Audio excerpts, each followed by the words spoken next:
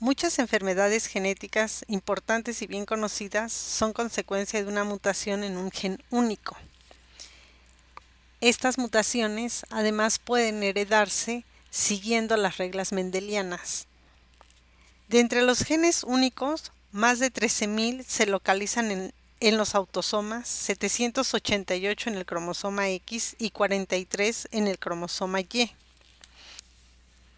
Los rasgos monogénicos también se conocen como rasgos mendelianos, debido a George Mendel, quien realizó trabajos en genética creando tres leyes muy importantes: la ley de la segregación, la ley de la distribución independiente y la ley de la herencia independiente de caracteres.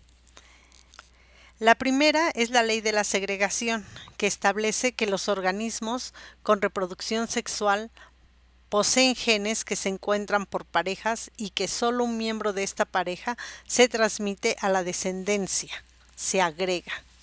Aquí vemos cómo tenemos a una pareja, cada una de ellas tiene su par de genes y a la herencia ellos solo van a aportar uno de estos y por lo tanto la siguiente generación tendrá uno que va a ser dado por el padre y otro que va a ser aportado por la madre. Estos genes van a permanecer intactos y bien diferenciados. La segunda ley de Mendel, la de la distribución independiente, establece que los genes localizados en los y diferentes se transmiten en forma independiente. Y aquí vemos cómo los genes, a pesar del crossing over, se van a transmitir de manera independiente. Y la ley de la herencia independiente de caracteres, la cual nos dice que cada carácter se transmite siguiendo las leyes anteriores con independencia de la presencia de otro carácter.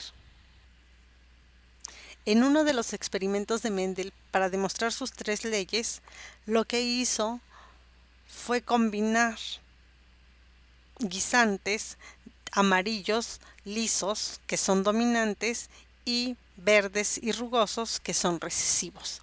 Si vemos aquí en nuestro cuadro de Punnett, tenemos la característica, la primera que está con letra A, la segunda que está con letra B. Una representa el tipo ya sea liso o rugoso y la otra representa el color amarillo y verde. Entonces tenemos los dominantes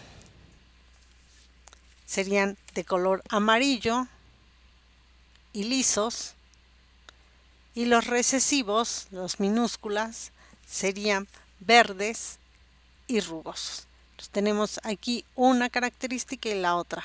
Entonces tenemos el tipo y el color.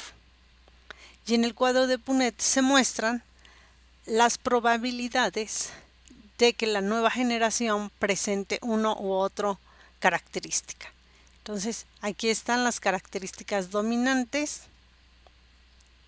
cuando se unieron dominantes con dominantes. Aquí tenemos cuando ya está un recesivo, el otro recesivo y los dos recesivos. Y las probabilidades que hay de que estas dominancias vayan cambiando. Aquí tenemos al homocigoto para el recesivo y entonces es rugoso, pero el color sigue siendo el predominante, que es el amarillo, porque tenemos todavía al alelo dominante del color. Y aquí ya tenemos a los dos recesivos expresándose, por eso los vemos verdes y rugosos. Ahora bien, las probabilidades de que esto suceda son, si se fijan, son 4 por 4, son 16, entonces 9, 2, 4, 5, 6, 7, 8, 9 16avos de que se expresen los dominantes amarillos y lisos, 3 16avos de que se exprese el dominante amarillo, pero ya el recesivo rugoso, 3 16avos de que se exprese el liso, que es dominante, pero con el verde, que es recesivo, y un 16avo de que se exprese rugoso con color verde. Ahora aquí lo vemos solamente para el color. Entonces observamos el color amarillo. En la primera generación ambos tienen el color amarillo, pero va a depender de los gametos que ellos tengan la siguiente generación. Y se pueden presentar amarillos, pero también se pueden presentar verdes. De acuerdo con la interpretación de Mendel, pues es debido a que la mayoría o a estos dos amarillos son heterocigotos y por lo tanto presentan un alelo dominante, pero el otro es recesivo. Entonces, al unirse, aquí tenemos al dominante con el recesivo, su pareja es dominante con recesivo, hay un medio de probabilidad para cada uno de ellos de transmitir los dominantes o el recesivo. Y aquí tenemos dominante con dominante, van a dar en la siguiente generación dominantes, pero 1 más 1, un cuarto. Dominante con recesivo va a seguir siendo amarillo con una probabilidad de un cuarto. Otra vez, dominante con recesivo, un cuarto de probabilidad, pero al unirse el recesivo con el recesivo hay un cuarto de probabilidad de que se expresen los recesivos y entonces aparezca la tonalidad verde. La segregación es de 3 a 1, 3 probabilidades de que sean dominantes a una de que se presente un recesivo. Por lo tanto, la probabilidad de transmisión de cada miembro va a ser de un cuarto para los dominantes.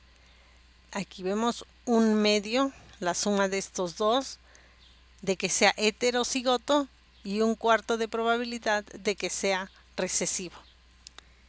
Y la regla de la adición establece que si queremos saber la posibilidad de que se produzca un resultado u otro, simplemente debemos sumar las probabilidades respectivas. Por lo tanto, la probabilidad es 1. Bueno, y si lo vemos ahora aquí en estos marcianitos, pues vemos que él tiene ojos negros, es un dominante, doble O, mientras que él tiene ojos naranjas, es un recesivo, doble O. En la generación 1, al unirse estos dos, la mayor probabilidad es que aparezca el ojo negro porque va a ser un dominante con un recesivo, entonces se va a expresar los ojos negros. Pero para la segunda generación, si la unión es de dos heterocigotos, entonces cada uno dijimos que va a transmitir la mitad, ¿sí? Uno solo, la mitad de probabilidad y entonces en la siguiente generación pues tenemos los dominantes con los dominantes, luego el dominante con el recesivo y los recesivos con los recesivos. Y entonces vamos a tener un cuarto de probabilidad de que sea un homocigoto dominante, 2 cuartos o un medio de que sea heterocigoto y un cuarto de que sea recesivo, 3 a 1, el fenotipo. El árbol genealógico es una de las herramientas más utilizadas en genética. Ilustra la relación entre los miembros de una familia y muestra qué miembros de la misma están afectados o no por una enfermedad genética. La simbología ya es internacional y aquí la tenemos, ¿sí? Para varones un cuadrado, para mujeres un círculo, tenemos el rombo cuando no se ha especificado el sexo, se hacen más pequeños y los bordes más gruesos para marcar que hubo un aborto.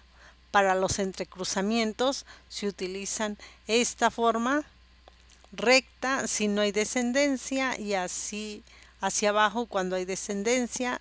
Los cruzamientos cosanguíneos con una doble raya, la descendencia la vamos a poner de esta manera. Y cuando hay cruzamientos pero aún no hay descendencia, entonces se va a poner esta raya igual entre la pareja. El individuo afectado, el primero, el que se le conoce como el que inicia este cuadro se le llama el probando, caso índice, propositus o propósita. Los individuos afectados deben de rellenarse completamente. Si se conoce que la enfermedad es heterocigota, se rellenará a la mitad. Cuando es la mujer la portadora, entonces se va a poner un punto en medio del círculo. Si ya ha fallecido, se va a cruzar la figura. Cuando son gemelos dicigotos, se va a poner este triángulo, y cuando son monocigotos, además se va a cerrar entre los dos sujetos. Generalmente al probando se le va a poner en primer lugar y se va a señalar con una flecha, y hacia abajo se va a poner la descendencia. Los familiares de primer grado son los que están emparentados como progenitor, descendencia o como hermanos. Los parientes de segundo grado son los que están separados por un paso generacional adicional, y son abuelos, nietos, tíos, sobrinos. Siguiendo esta lógica, los parientes de tercer grado incluirán a los primos, hermanos y bisnietos. La característica de la herencia autosómica dominante es que la descendencia afectada se deba a la unión de un progenitor normal con un heterocigoto afectado. Afecta a hombres y mujeres por igual. El patrón de transmisión es vertical, no se van a encontrar saltos generacionales, y el riesgo de recurrencia va a ser de un 50%. Es decir, hay un riesgo de recurrencia de un medio y un riesgo de incidencia de un medio. Un ejemplo es la condroplasia autosómica dominante, en donde los homocigotos mueren en la infancia por insuficiencia respiratoria, mientras que los heterocigotos van a presentar estatura baja y una esperanza de vida 10 años menor a la normal. Por otra parte, la herencia autosómica recesiva se da en hombres y mujeres con igual afectación, un patrón de transmisión horizontal, donde sí puede haber saltos generacionales. La consanguinidad es muy frecuente. Un ejemplo es el albinismo. El riesgo de recurrencia es de un cuarto, es decir, de 25%, y el riesgo de incidencia es de un medio. Otro ejemplo es el déficit familiar de la hormona del crecimiento, aunque ésta va a presentarse de manera recesiva o de manera dominante. De manera recesiva es cuando hay una mutación sin sentido o una mutación en sitio de corte y empalme, que tiene como consecuencia que los heterocigotos produzcan la mitad de la hormona, mientras que los homocigotos no producen la hormona. Pero se puede presentar de una manera dominante porque cuando la mutación se da a un sitio de corte y empalme en la cual se elimina el tercer exón, los heterocigotos van a producir una proteína mutada que va a formar puentes disulfuro con el producto normal, por lo tanto la proteína no se produce. Y los heterocigotos pues tampoco producen ninguna cantidad de hormona. Otro ejemplo es la talasemia beta. Existen diferentes factores que pueden complicar los patrones de herencia.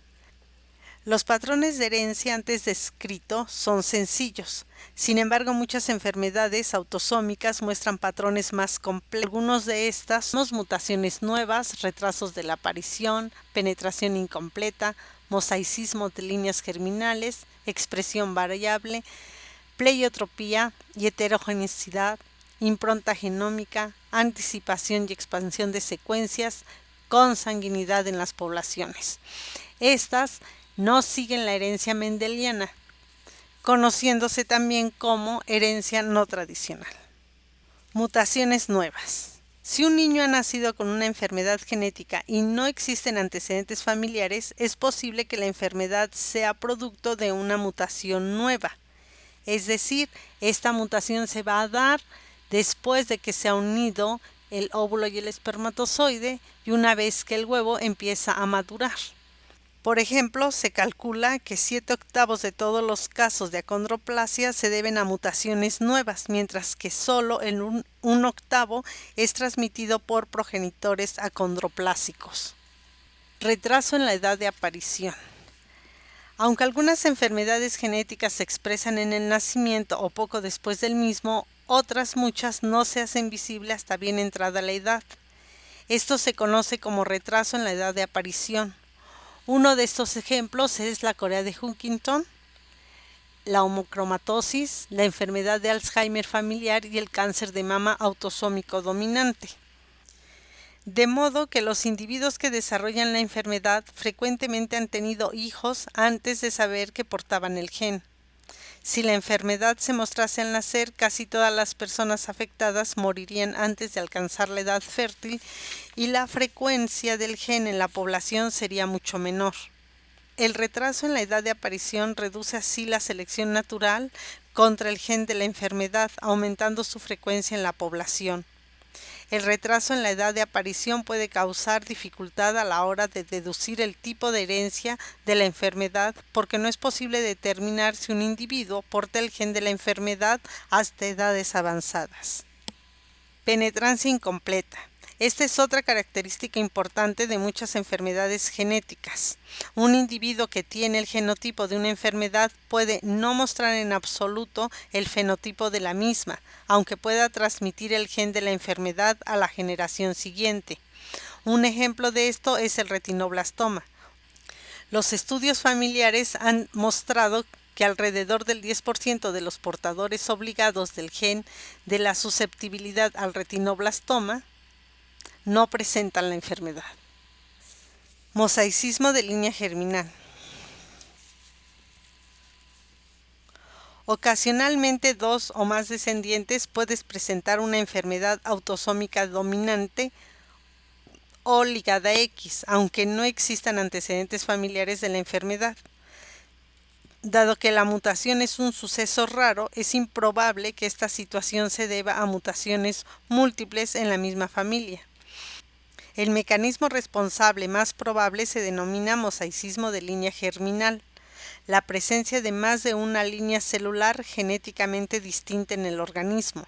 Durante el desarrollo embrionario de uno de los progenitores se produjo una mutación que afectó a todas o una parte de las células germinales, pero a pocas o a ninguna células somáticas del embrión. De este modo, el progenitor porta la mutación en sus células germinales, pero realmente no expresa la enfermedad, porque no existe mutación en las demás células del organismo. Entre los ejemplos está osteogénesis imperfecta, acondroplasia, neurofibromatosis tipo 1, distrofia muscular de Duchenne y hemofilia tipo A. Expresión variable. En este caso, la penetrancia puede ser completa, pero la gravedad de la enfermedad puede variar enormemente. Un ejemplo bien estudiado de la expresión variable es la neurofibromatosis de tipo 1, en donde un progenitor con una expresión más leve de la enfermedad, tan leve que no es consciente de que la tiene, puede transmitir el gen a un descendiente que puede presentar una expresión grave. La causa de la expresión variable puede ser desconocida. Sin embargo, se han reportado algunos factores ambientales que pueden ocasionar que éste se presente. También se ha reportado que algunos genes son modificados, como en el hilo meconial en fibrosis quística. También se ha asociado que hay heterogeneidad alélica, y en este caso las enfermedades clínicamente distintas pueden ser consecuencia de la heterogeneidad de un alelo, como lo es la drepanocitosis, cuya presentación puede variar dependiendo de algunos factores ambientales, de los genes que han sido modificados y de la heterogeneidad alélica que se pueda presentar. Otro factor que complica la herencia puede ser la formación de los haplotipos, en cuyo caso, al heredar por paquete estos haplotipos, va a cambiar totalmente la forma en que van a ser heredados, y los genes que están involucrados dentro de estos haplotipos no van a presentar una herencia mendeliana. Se denominan pleiotrópicos los genes que poseen más de un efecto discernible en el organismo. Entre los diferentes síndromes tenemos el síndrome de Marfan, que es un buen ejemplo de un gen con efectos pleiotrópicos. Este trastorno autosómico dominante afecta a los ojos, el esqueleto y el sistema cardiovascular. Todas las características que se observan en este síndrome se deben a una elasticidad anormal del tejido conjuntivo. El gen de Marfan codifica la fibrilina, un componente del tejido conjuntivo responsable de los múltiples defectos que se observan en este trastorno. La causa de que mutaciones en distintos locis produzcan el mismo fenotipo de la enfermedad se denomina heterogeneidad de locus. Un buen ejemplo de esto es la enfermedad renal poliquística del adulto, un trastorno autosómico dominante en el que se observa una acumulación progresiva de quistes renales. Los pacientes también pueden desarrollar quistes hepáticos, hipertensión, aneurismas cerebrales y defectos en las válvulas cardíacas. Este trastorno es responsable del 8 al 10% de los casos de insuficiencia renal terminal en Estados Unidos. La enfermedad poliquística del adulto puede estar causada por mutaciones en genes localizados en el cromosoma 16, llamado PKD1, o en el cromosoma 4, llamado PKD2. Ambos genes codifican glucoproteínas integrales de membrana que interaccionan entre sí y pueden estar implicados en la transmisión celular de señales. La impronta genética es un proceso que resulta en una expresión diferente del material genético, en dependencia del transmisor del mismo, es decir, se refiere al hecho de que ciertos genes están marcados o tienen huella, de forma tal que ellos se expresan de forma diferente cuando han sido heredados de la madre de cuando han sido heredados del padre. Se conocen varias improntas genéticas. Entre ellas tenemos como ejemplo una que se encuentra en el cromosoma 11 y otra que se encuentra en el cromosoma 15. Como pueden observar, los genes maternos están encendidos y solo hay uno que está apagado. En la misma secuencia, los genes paternos contienen varios genes apagados. Aquí en el cromosoma 15 vemos que en toda esta secuencia la madre están apagados sus genes y solo se va a expresar el V3A, mientras que en la secuencia paterna todos están encendidos y el único que se encuentra apagado es el V3A. Este gen V3A tiene relación con proteína que ayuda a una ubiquitina del desarrollo cerebral. Ahora bien, es un ejemplo muy llamativo. Cuando esta lesión se hereda del padre, la descendencia presenta la enfermedad conocida como síndrome de Prader-Willi. El fenotipo de la enfermedad incluye talla baja, hipotonía, pies y manos pequeñas, obesidad, retraso mental de leve a moderado e hipogonadismo. Cuando la lesión se hereda de la madre, la descendencia desarrolla el síndrome de Angelman, que se caracteriza por retraso mental grave, crisis epiléptica y marcha atáxica. Las dos enfermedades se observan en aproximadamente 1 a 15,000 individuos y en ambas alrededor del 70% de los casos están causadas por lesiones cromosómicas. En la mayoría de los casos, las lesiones que causan los síndromes de Prader-Willi y Angelman son indistinguibles microscópicamente, mientras que el 30% restante es causado por una disomía uniparietal.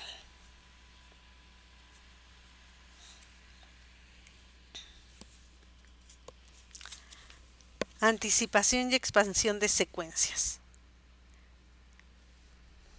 Algunas enfermedades genéticas parecen tener una edad de aparición más temprana o una expresión más grave en las generaciones más recientes del árbol genealógico. Este patrón se denomina anticipación y ha sido objeto de considerables controversias y especulaciones. Un ejemplo de estas anticipaciones es la distrofia miotónica, enfermedad autosómica dominante que genera un deterioro muscular progresivo. Se observa alrededor de 1 de cada 8,000 individuos. Afecta a la musculatura esquelética y no produce arritmias cardíacas. El gen causante de la enfermedad se localiza en el cromosoma 19 y la mutación es debida a una expansión de un triplete de citosina, timina, guanina que se localiza en la región 3' no traducida del gen. El número de estas repeticiones tiene una fuerte correlación con la gravedad de la enfermedad, viendo que en los no afectados se va a repetir de 5 a 30 veces, mientras que en aquellos que tienen una leve afectación se va a repetir de 50 a 100 veces, y aquellos que ya presentan una afectación va a encontrarse más de 100 copias. Como pueden observar, el número de repeticiones suele aumentar en las sucesiones generacionales. Un progenitor afectado leve con 80 repeticiones puede tener una descendencia muy afectada con más de 1000 repeticiones. La expansión de los tripletes también se ha asociado con la anticipación en la enfermedad de Huntington. Aquí vemos cómo en el gen de la huntingtina, que se encuentra en el cromosoma 4, hay un triplete de citosina, adenina, citosina. La expansión o la repetición de este triplete está asociado con la enfermedad. Entre 10 a 26 copias no se encuentran afectados. Cuando se encuentran de 27 a 35 copias hay una leve afectación, y al haber mayor de 36 copias se presenta la enfermedad. Este gen está asociado con el transporte de vesículas para la vía de secreción. El número de repeticiones suele aumentar en las sucesiones generacionales, y un progenitor afectado puede tener como descendencia a uno muy afectado. Es posible cuantificar la proporción de genes compartidos por una pareja de parientes calculando el coeficiente de parentesco. Este cálculo muestra, por ejemplo, que los hermanos comparten un medio de sus genes como promedio, los primos hermanos un octavo, los sobrinos segundos un 16avo, los primos segundos un 32avo, y así sucesivamente. Vemos aquí como en la primera y en la segunda generación la probabilidad de tener homocigotos dominantes es del 50%, heterocigotos del 50%, y no hay probabilidad de tener hijos homocigotos recesivos. Cuando se da consanguinidad, la probabilidad de tener homocigotos recesivos aumenta a un 25%, por lo tanto tenemos un 25% de probabilidad de presentar la enfermedad, y a pesar de que en la siguiente generación la unión sea con un homocigoto dominante, el 100% ya serían heterocigotos, y por lo tanto aumentaría la posibilidad de que en otra generación se presenten los homocigotos recesivos y por lo tanto se presente la enfermedad.